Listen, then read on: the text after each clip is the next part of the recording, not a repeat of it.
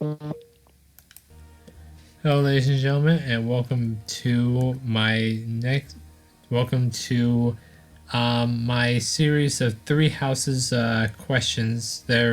So, if you guys don't remember, before Three Houses launched, we did sort of a three houses discussion where I asked Alex, Zeb, and Corns questions pertaining to three houses that you know like their thoughts about like what they thought of the game before the game launched. But now that Three Houses has been out for quite a while, like nearly a year, like 9 months, now Yeah. I'm bringing them back to now as their post thoughts of the game after playing the game for hundreds of hours. And I had Zeb first, but I'm thinking that I wanted to bring Alex in on first since I kind of did him last. Oh yeah, you did. That's okay. Well, I technically went last, but All right, Well, so I'm so without further ado, I'm just going to. This is basically going to be like a podcast, but for the main parts, we're just going to get started. All right, ready, Alex? yeah, I'm all good. All right. So question one: who is your favorite character? My favorite character. That's honestly a good question. Um, if you would ask me like 8 months ago, it would probably be to do. But looking back on it now, fuck, there's so many good ones. But I really do just love Dimitri. That's fucking. I love his character. I love honestly everything about him. So I don't know. I mean, I could explain, but it's really just like I love his arc. I feel that because of the constraints of 22 chapters and just the fact that I guess there wasn't really like enough times where you really see like Dimitri's development um in the time skip. It does feel a little rushed, his kind of redemption, but I really do like his arc anyway. And it's fucking revolutionary that this is the first time where Lord actually just kind of goes insane. And I also like how, Three Houses did it where, the Lord's also the bad guy, like Battle Guard. That was nuts. But basically, I like Dimitri. That's about it. So, All right. I'll shut up. So question two: which house is your favorite? Blue Lines. Okay. I don't know what anybody expected. It is Blue Lines. I think that out of all of them, I do think it's the most well done. I think it's the most polished. Now, I will say that with Crimson Flower, it's good too.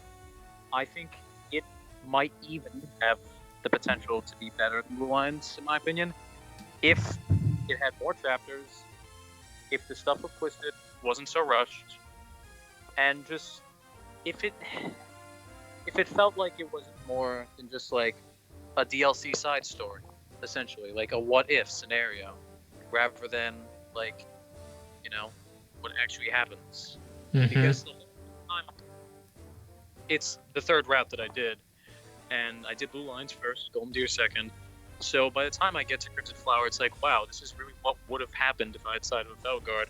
Boy, golly gee, I'm glad I didn't do that. I basically just consider it the non-route.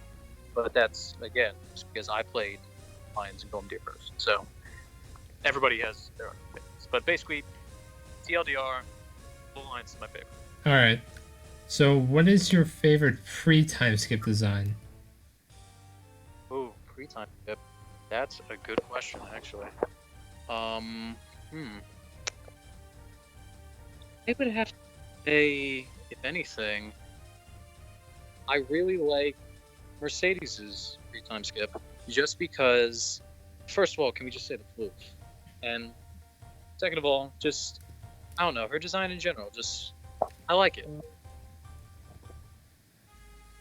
All right. So what? Not a lot of that. All right. A lot of people designs are similar in the pre-time skip because a lot of them just have to wear, school uniforms. Yeah. All right. So what is your favorite post-time skip design? I want to say usually I'm tied with Dimitri and Lorenz because with Dimitri, it's just the entire change, just the change that you get from like this soft-spoken kid that is like nice and all in the academy days, and now he's just this fucking like giant behemoth, this veteran killer, and you can see it in his not his eyes, his eye, form, but you just see like with all of them, just things have changed, Mm-hmm. and with Lorenz. I like his design, first of all, because he got rid of that fucking stupid haircut that I rock 6 You years ends ago. up hate that haircut. I hate that haircut so much because I used to have that haircut 6 years ago and I hated it. Ooh. I have pictures. It's horrible. You gotta show me. But no, I'll send it. But first of all, I'm just glad they got rid of the stupid haircut. Second off, I like it more symbolically because I also really like the purple of his armor. It goes well with his hair, and also I just like the color in general. But I also think that it's it symbolizes kind of his growth as a character in the time skip, where it's like he's grown. Like he's still the same person, as you can see. Like he still looks the same, but like his hair has grown. Like kind of signifying like he himself has grown as a character, and he's still got like the same rose that he had from before, but now it's a metal rose, if I remember correctly, instead of like an actual rose on there, which kind of symbolizes like he's still the same person down there, except he just kind of had to get hardened by war, and that's a really like good metaphor for everybody else there as well, but it works. So I like both. Alright. So which house leader do you like the most? Oh wait. Which house leader do I like the most? Yeah. I'm gonna sound biased, but yeah, it's Dimitri. I don't count Yuri because while he is technically a house leader, it's just I love Yuri. He is a very good character. I think one of the better DLC characters. We'll probably talk about that later. Yeah. But I just like Dimitri more because first off, he's the first one I played. And as soon as I played Blue Lions, as soon as I first started, I immediately got attached to Dimitri. Just because he's endearing. That's what it is. But I don't know, I like him more than Claude because he gets the most development out of the Three Lords, and Edelgard is the bad guy for pretty much all of the routes. Yes, even Crimson Flower, because in that route you are the bad guy in a sense. But at least you're killing Rhea, so that's good. No, what I'm saying is Claude doesn't get much development, or he doesn't get much growth.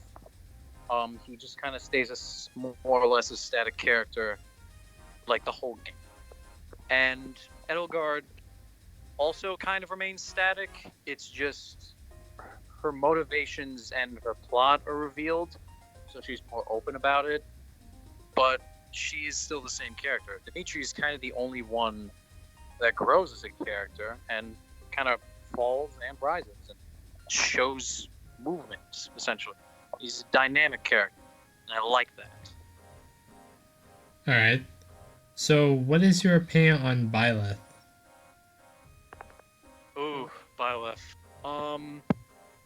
So what do I think about Byleth? I think that it's better than most of the other avatars, but not all of them. And I also think it could have been done better. First off, I will say that I do kind of think that Robin is a better avatar than Byleth, because we're back to the silent protagonist shit. And I mean, at least he's not a Corrin.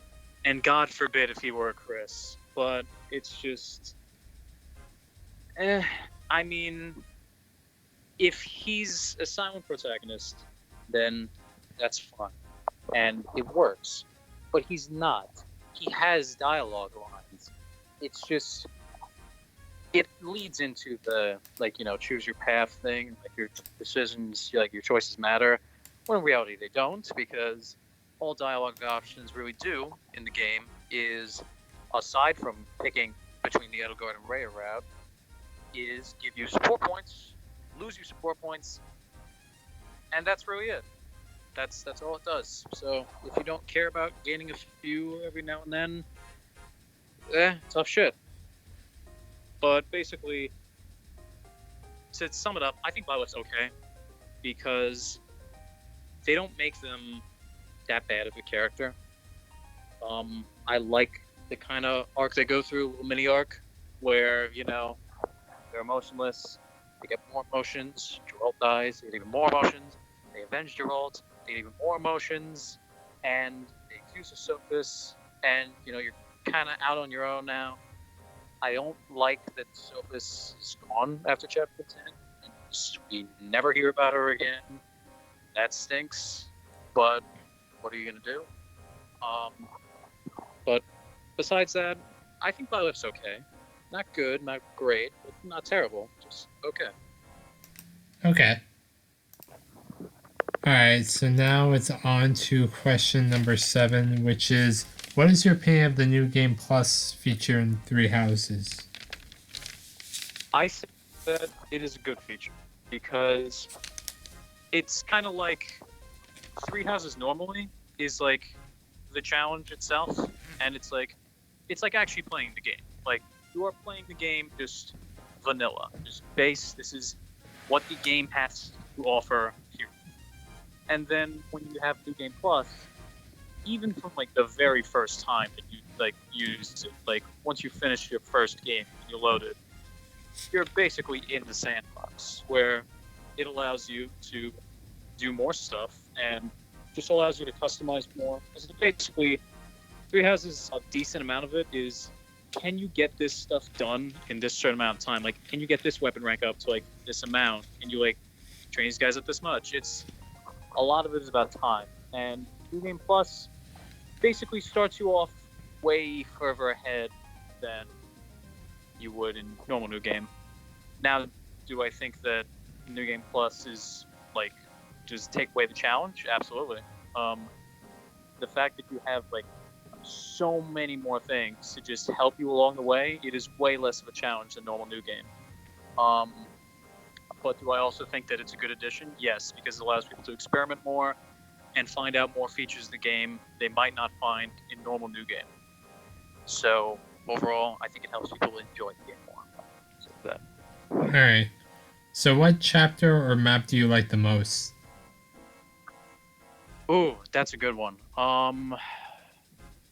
God, I have a problem with Three Houses where they reuse maps in like 3/4 of the paths. Well, just 3 out of 4 of the paths. God, that is a good question. I know that I do like the Blue Lions 30 mission. That's always a good one. Shambhala is always really good. Whether it's in Golden Deer or Silver Snow, it's always just usually a genuinely fun map to play because first of all the music's awesome, and second of all just fighting all those fucking slitherers in this like cool ass place, Mm-hmm. this like underground city. It's amazing, and it's probably one of like most like it's probably one of the best looking maps to be honest. But I also honestly just really enjoy also in Golden Deer the Nemesis fight.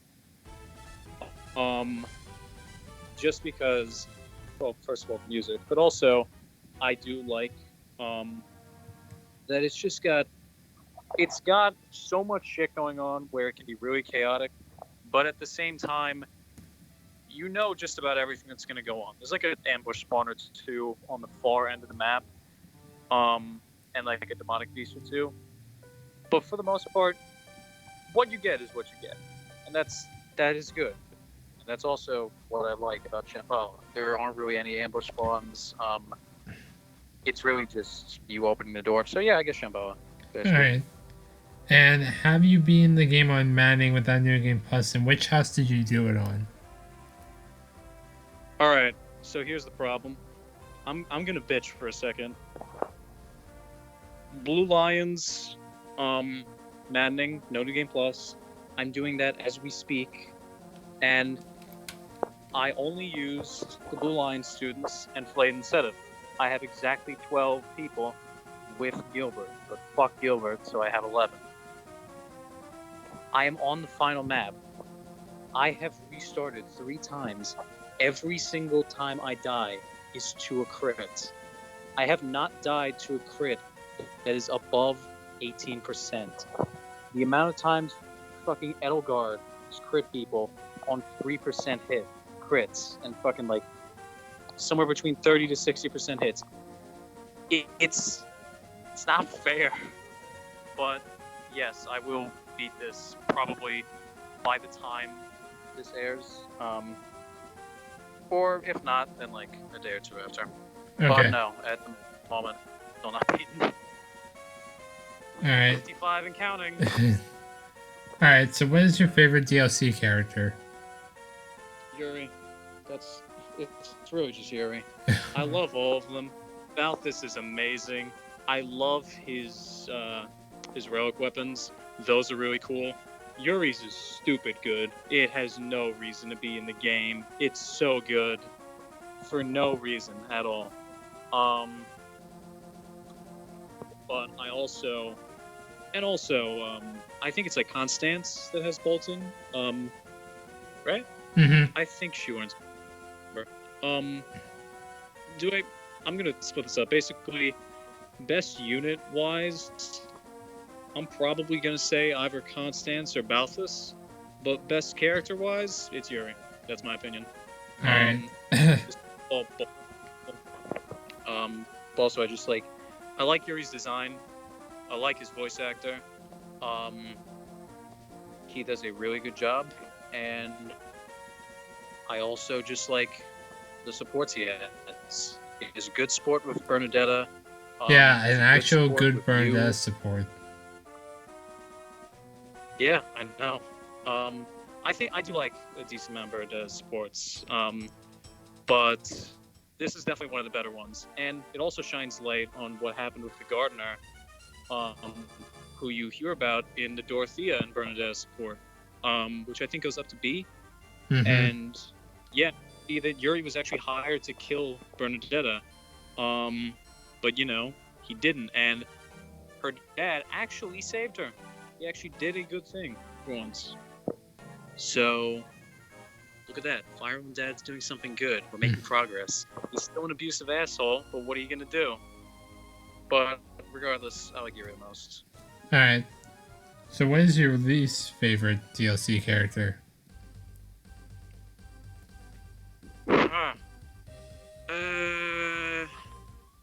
Probably Balthus, to be honest. Character-wise, it's probably him. I have to say, he's the funniest guy there. Out of the 4, he is the funniest by far. But I also think that he adds the least to the lore. And, like, the only thing he really adds to the lore is the same thing that Yuri does. Hold up. Hold up. Alright.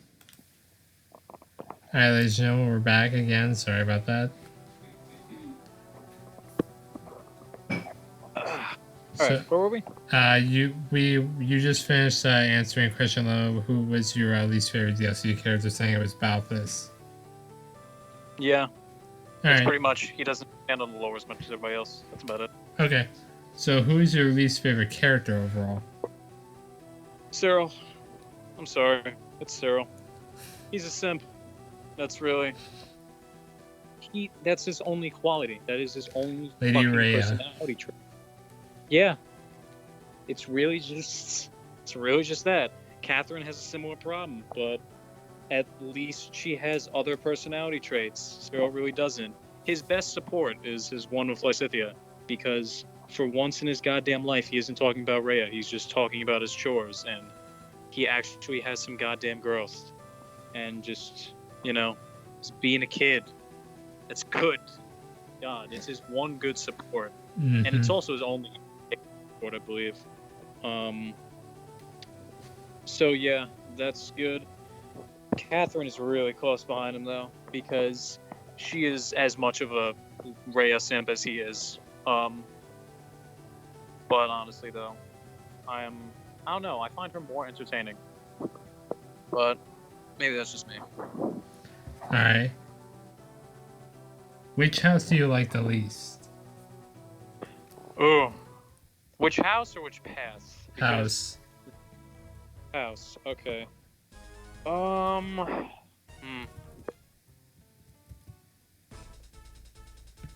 gonna be honest, the Black Eagle house. Just because... No, you know what? It's Golden Deer. I don't like the Golden Deer house as much as the other two. Because Blue Lion's I'm fucking biased again. Well, biased for. Because every single one of them are special to me, and you can't change that. I love all of them. Because they're the ones I started out with. I also just like all the people from Fargus. I feel they have good stories, but again, I am biased.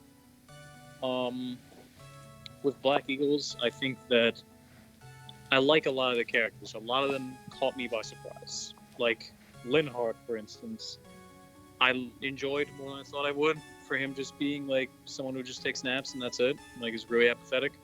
Ferdinand took me the most by surprise because I did not expect him to be as good of a character as he actually was. I thought he was really annoying for a while, but then I recruited him and actually started getting his supports. I'm like, fuck, this is really good. This is some like good quality shit. And then with that, it's like, okay, I've misjudged you completely. Especially when I saw his support with Dorothea. Speaking of Dorothea, also a good character. Now, the reason why I don't like Golden Deer as much, it's just... I feel there are the most one-note characters there. And a good example of that, in fact, the perfect example for that, is Raphael. God, I love the man. He's big, he's just happy all the time, and he just likes food and training, and that's it. But God, when you have all of these other characters of death, and then you just have Raphael, it's jarring. It's like getting whiplash. But I still love him because he's still a fun character. He's not necessarily a good character, but a fun character. But also, just I have problems with Claude because he's fun, but that doesn't necessarily make him good in my eyes. But then again, I don't know. That's just my opinion. Alright. So, what is your least favorite pre-time skip design? My least favorite pre-time skip design. I'm gonna have to say Lorenz. Actually, why did I even think about that for so long? It's Lorenz. I hate it. The haircut does it for I you? hate that haircut. I told you. I feel like when I interview them, I'm going to get a similar result. What? I feel like when I interview them, I'm going to get a similar like reaction. Like, it's just Lorenz. Oh, absolutely. Well, without question. Alright. I'd be surprised. So, what is your least favorite post-time skip design? That's a little harder. I could pick any of the staff because they don't change, but I'm not going to do that because I'm not a bitch. Yeah, plus I feel like that'd be an easy way out. Exactly. That's just the cop-out. I think that a lot of the people get glow-ups in the time skip. I do think that Mercedes gets her hair ruined because the short hair is nice too, and the veil is nice. And she definitely feels older because she seems more priestly now. But at the same time, the floof is gone, and that makes me sad. I don't know. God, there really just is like, yeah, honestly, it's probably Mercedes. Saw that coming. Yeah, I mean, what'd you expect?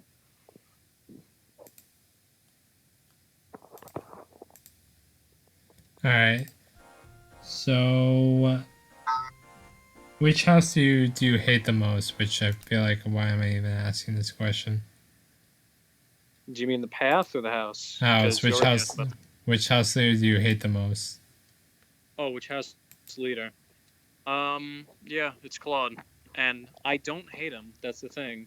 I don't hate him at all. I think he's still really fun and also just a good character in general. I just think he's not as good as Dimitri and Edelgard because Dimitri's such a dynamic character. I already told you, and Edelgard is such an interesting character. And as like, if you look at it and actually think about it, she's a really well-written character that basically is written for you not to like. You want to sometimes find reasons to like her, but overall you kind of can't. And she's written that way on purpose. She is kind of supposed to be a tragically flawed character, and that's good. It's good to have flawed characters. And then we look at Claude, and he's not flawed. That's the thing. His only real flaw is he doesn't trust anybody. But that gets resolved by the game, by before we even really fight Nemesis. And with that, it's like, well, we don't really see him do anything bad ever. He's really just overall a decent guy. Sure, he schemes a lot, keeps a lot of secrets, but this game, who doesn't? So, doesn't exactly make him special. Now, he's a lot of fun, and he has a really good personality. Josiah did an amazing job, but I also just think that he's the least interesting of the three. Okay. What is your least favorite I'm sorry. map? What? I'm sorry. No, it's all right. Yeah, it's just that was a hard pill to swallow. I'm sorry. What is your least favorite map slash chapter? Oh God, my least favorite map. This should be easy. I can't remember it though, and that hurts. I'm trying to remember. God, it's the one with all the ambush spawns. I really. Oh God, I wish I could remember it. There's so many different times I could bitch about ambush spawns because so many of them are annoying. You know what? I'm just gonna say last chapter of Blue Lines. I hate that. I hate that map, and it's because in Maddening it's stupid because they literally do you dirty in that. It's as soon as you like go into the throne room, they spawn bolting and bolting warlocks and Gremory meteor mages just out of each of them, each of the little side places, and they get to move in Maddening on the same turn. It's ambush spawns, and just kill you. They just kill you, and that's it. And it's dumb. Sorry, it's dumb. I hate that. But I also just hate just the fact that you get it's such a slog no matter which way you go. And you're constantly being pelted by reinforcements that are just bullshit sometimes. Just the War Masters with the crits and God, all the bolting and meteor. If I see one more siege tome, I'm going to cry. And Edelgard herself is essentially a siege weapon, and she can crit you. That weapon has crit. What kind of shit is that? That is not fair. I can attest to this as someone who's gotten crit at least 10 times by that. God, I hate that so much. Yeah, I hated that weapon on hard mode, and I'm not looking forward to returning to it on Maddening. Don't. It sucks. As someone who has very low luck units, because the lines tends to have that, yeah, it is bad. It is fucking horrible. But once you like get to Edelgard, it is kind of easy because, I mean, yeah, she can still crit you and like have decently high enough crit rate. And if she crits you on Maddening, you're probably dead. But you have Dimitri of Atrocity. Your buy left should be good because I mean, it's Byleth. You have the Sword of the Creator. If you're not an idiot and didn't like not repair it, like, I mean, we have gambits that just like fuck up monsters so bad. You're telling me that you don't have enough Umbra ore? I'm sorry, that was a tangent. But seriously, like that isn't a problem. But you have the resources to take out Edelgard once you reach her. It's just the bitch of a problem is reaching her. So I don't know. I don't like that chapter. All right. Do you think the DLC is worth getting? I didn't buy it, but yes, I do. Because I think that some of the chapters are really fun. It expands on the lore. It has good music, especially the boss theme at the end with, well, you know. Should we just say there's spoilers in this video? Should we do that? Well, I mean, like, I feel like this is like this is a video like if anyone watched this, this is basically gonna be a spoiler video. Yeah, and it's been like 9 months, so if you complain that you got spoiled because of this video, that is it couldn't be any more your own fault. It just is. But anyway, yeah, the fight with Alfric, I like. It's neat. It is really good, in my opinion. But I don't know. I enjoy it. It's 4 more new characters to play with, some new side quests, new story. What's not to like? And more lore. All of this is good.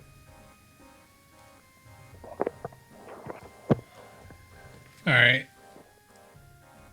What is your opinion on the Ashen Wolves / Cinder Shadows?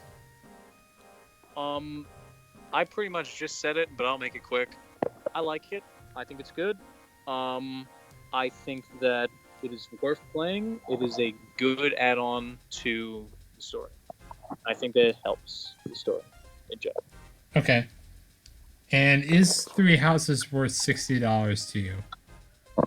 Yes, I do think it is, because I've spent 500 goddamn hours on this game, and I'm still not done. Well, let me see. You have spent 505 hours. Wow, you spent the most amount of time on this game out of all of us. No way. Zev had to have spent more. He's done like 7 points. He spent only 265 hours on this game.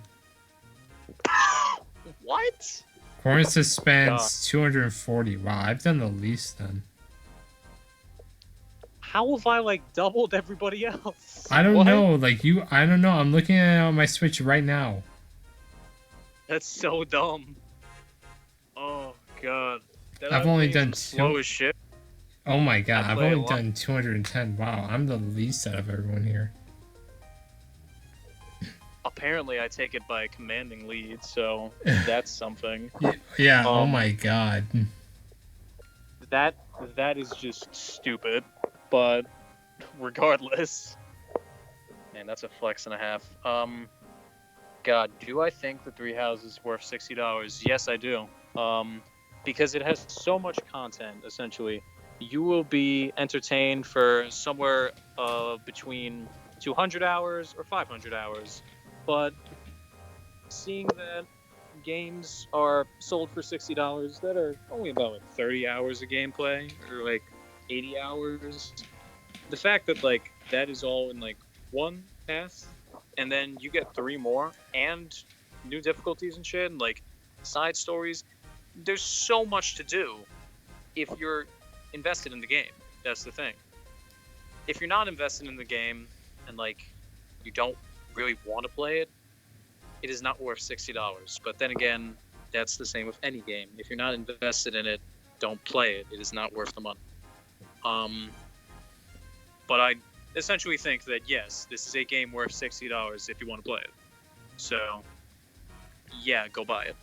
All right. And for the final question, if you could recruit 5 students into one house, what would those 5 students be, and what would you name the house? Does this include lords. No, it does not include lords, and it does not include Byleth. Okay. First off, give me to do. That's an easy one. Okay. Give me. God, I'm gonna pick like all the blue lines. No, I'm playing. Give me. I have a plan. Give me Dedu, Balthus, Raphael, Caspar, and we're missing one. We need one more. Hilda, and we'll call them the beefy lads and ladies, or lady, I suppose. All right. Well, wait, we'll call them the beasters. There we go. All right. Gee. All right. So yeah, ladies and gentlemen, that was 21 questions for Alex. I'm glad that he was able to, come around and answer all these questions. Thank you so much for watching, and join us in the next part when I interview either Zeb or Corns. I'm actually contemplating who I'm gonna bring on next. Just flip a coin. Yeah, I'm probably gonna do that at the end. Anyway, ladies and gentlemen, thank you so much for watching, and have yourselves a damn good one. Bye.